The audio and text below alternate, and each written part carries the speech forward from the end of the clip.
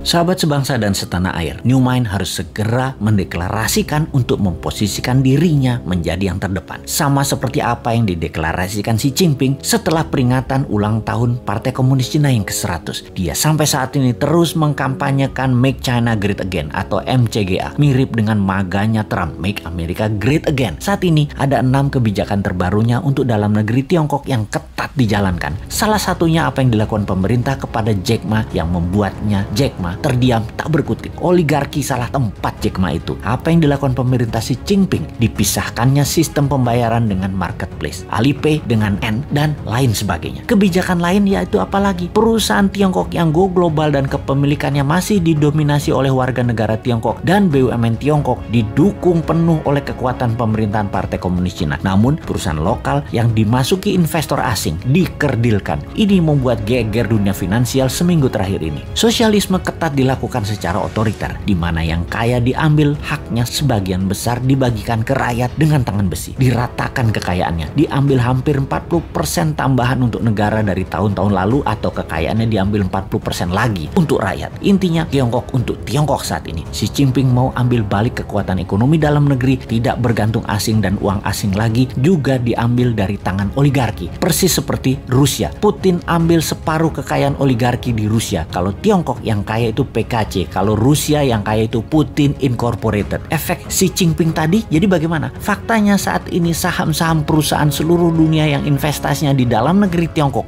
merah semua warnanya dalam seminggu ini. Dunia keuangan seluruh dunia panik. Aksi Xi Jinping ini cukup mengagetkan dunia, karena kalau Tiongkok mau, ternyata Wall Street jangan-jangan bisa kolaps. Hal ini udah ada di benak banyak pengamat. Mereka pengagum Amerika saja yang taat buta tidak melihat bahwa Tiongkok sekarang sudah banyak keunggulannya terhadap Amerika, termasuk sektor keuangan. Karena apa? Karena negaranya otoritarian yang dapat pemimpin yang bagus. Kita sebentar belok diskusinya tentang otoritarian dan demokrasi. Kalau kita dagang ada yang namanya upside dan downside. Dalam bernegara juga ada yang namanya upside dan downside. Di negara otoritarian, kalau dapat pemimpin yang jahat, egois, bengis, maka downside-nya banyak banget kepada bangsa dan negaranya. Kalau dapat pemimpin yang bagus, pro rakyat seperti Xi Jinping, Erdogan, Putin, Lee Kuan Yew, maka upside-nya untuk bangsa dan negaranya banyak. Di negara demokrasi, kalau dapat pemimpin jelek, downside-nya jelek walau tidak sejelek pemimpin otoritarian buruk. Kalau dapat pemimpin bagus di demokrasi, upside-nya tidak terlalu banyak juga. Nggak heran banyak negara walaupun demokrasi namun gaya pemimpinannya pengen otoritarian, berkuasa penuh. Seperti di negara tetangga, kalau aja para pemimpinnya bagus, sudah jadi negara superpower tuh dalam 20 tahun. Tapi faktanya membleh, walaupun sudah otoritarian. Jadi apa dong jenis penguasanya? Ya udah tahu sendiri kan ya. Kembali ke Make China Great Again yang mengutamakan kepentingan dalam negeri dan mengutamakan keuntungan Tiongkok di luar negeri menjadi mesin perang baru, persis seperti maganya Trump. Ayo New Mind segera mendeklarasikan MIGA, Make Indonesia Great Again. Indonesia first. Apa-apa Indonesia duluan dan apa-apa Indonesia yang harus untung. MIGA mengutamakan kekuatan dalam negeri, di mana kalau ada FDI maka produknya diutamakan untuk dipakai di dalam negeri atau untuk ekspor, dan syaratnya lagi 100% bahan bakunya adalah bahan baku dalam negeri. Lebih diutamakan lagi sesungguhnya apa? DDI, Domestic Direct Investment,